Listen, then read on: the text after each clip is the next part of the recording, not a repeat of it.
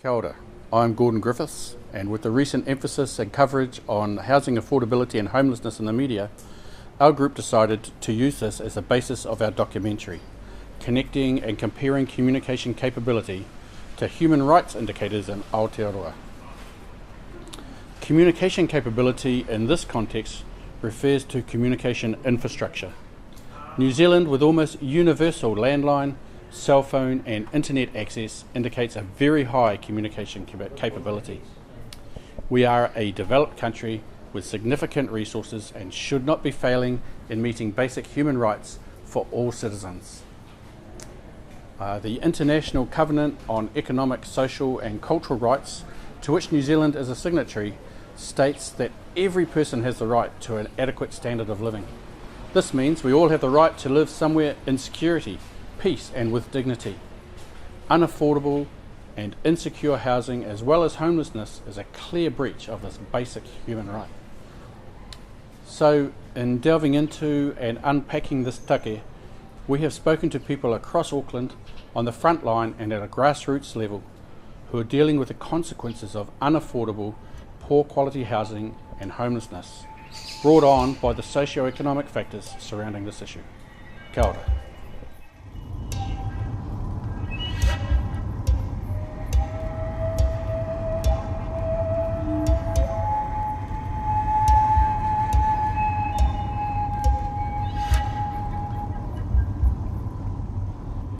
Yeah, kia ora everyone, I'm Dave, I'm married to Denise.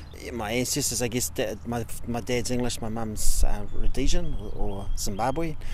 I was born in New Zealand, in Hamilton. My wife is Ngāti Parau. We've got three kids and a foster child. And we've lived in this neighbourhood here now for just over 6 years. And I'm part of a church order called Urban Neighbours of Hope. And part of our work here is to live in the same neighbourhood, and it's really to sort of look at what are the dreams and the hopes that a neighbourhood has, and how do we walk alongside those dreams and how to get those dreams started. Not our ideas, but everyone else's ideas, and so we just become part of the neighbourhood and work towards the betterness of the neighbourhood, the well-being of the neighbourhood. Where we're standing right now is Shifno and Trindam Street in Rangwick Park, and it's an area that was built a lot kind of in the 80s and the 90s. What they've put together here is a whole lot of state homes, or social housing is what they're calling them now, and at one stage developers could squash the houses in really close, so you can go down some of these little lanes and there's 5, 6, 7, 8 houses really squashed close, so you can hear each other sneeze. And depending how you look at it, it's a great place for creating community, but it also can bring a whole lot of social issues as well. We are at a space now where we have the highest inequality rates, or the largest inequality rates. So those that are super rich and those that are poor, the gap is just massive, and it wasn't always like that. And so, I'm not an expert on this kind of stuff, but what I see that's happened is that neo-liberalism has created this place where there's no government intervention or control over economics. So you release all the restrictions with the idea that that will increase economics and increase wealth, which will then eventually trickle down to everyone else. But it didn't happen. It meant that those who had wealth created more wealth, and they kept wealth for themselves. And so the housing situation we have here, Auckland is 60 to 70% owned by landlords. My ancestors, or British people, left England because they were sick of the gentry that was happening there. The common people wanted to come to a place that was fair, and that was aside from all the colonisation that happened here. But what we left, we've actually created back here in Auckland again.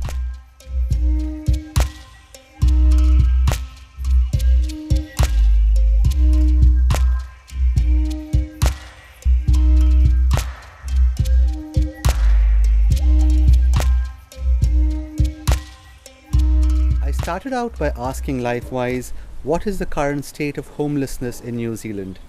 They said We have a serious increase in homelessness with little coherent response. Lots of not-for-profits are trying to help, but there is no agreed approach. I went on to ask, with whom does the accountability lie, or where does the buck stop regarding this issue?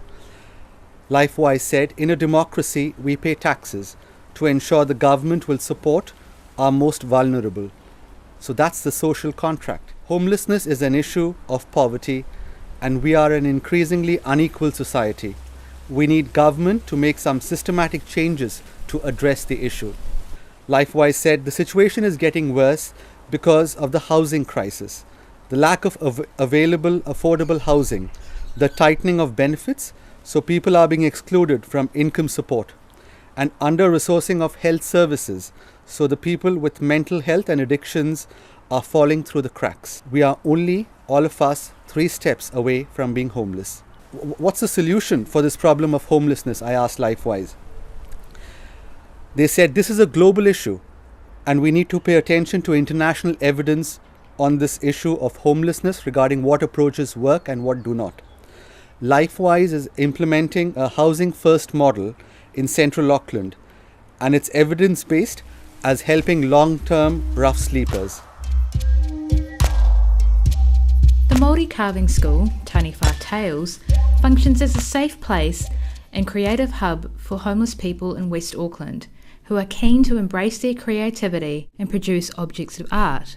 Grant Wilson, the school's facilitator, has vast knowledge on the topic of homelessness. I spoke to Grant about homelessness in West Auckland and why it's developed into a major social issue in New Zealand. My name is Grant Wilson.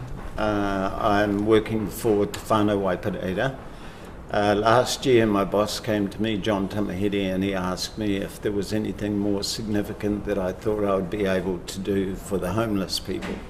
And at the time I said yes, without really knowing what that would be. But I began to talk with the guys just about doing something that perhaps was a little bit unusual and unique, and I felt that people would really like to see some of the things that they were able to create. So we borrowed a few tools. I brought a lot of my tools from home. We got some wood given to us and we just started making things.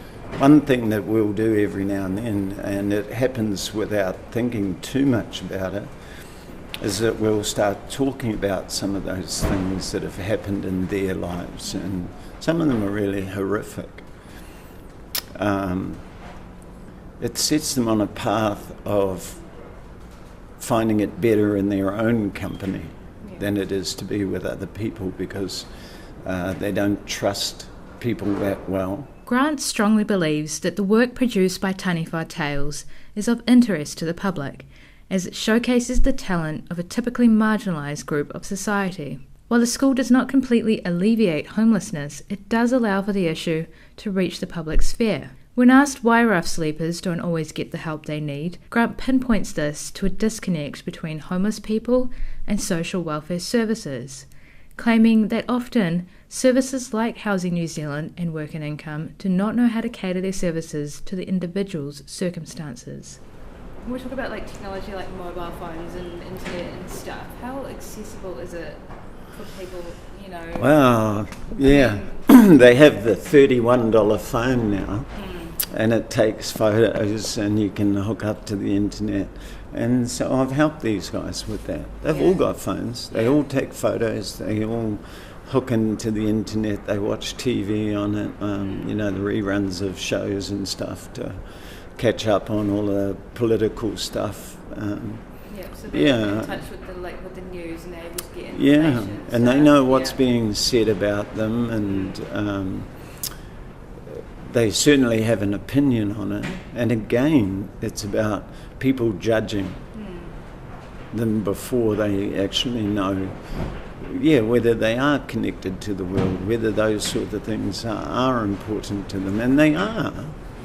They haven't given up on life, but they've just given up on being part of a society that they know rejects them.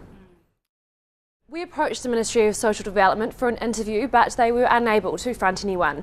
The Ministry didn't directly answer our questions, but in a statement, its Social Housing Deputy Chief Executive, Carl Craffer, says the Ministry is now seeking to contract community organisations and housing providers nationwide for 3,000 emergency housing spaces.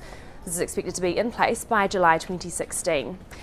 He says while the Ministry recognises the best way to prevent the need for emergency housing is to support people into sustainable private rentals or social housing, help is available for people in immediate need. Mr Craffer says it can help with rent arrears, with referral to emergency housing providers and with recoverable payments for temporary accommodation. He concludes by saying helping with this immediate need is the first step for the Ministry to get people into sustainable long-term housing.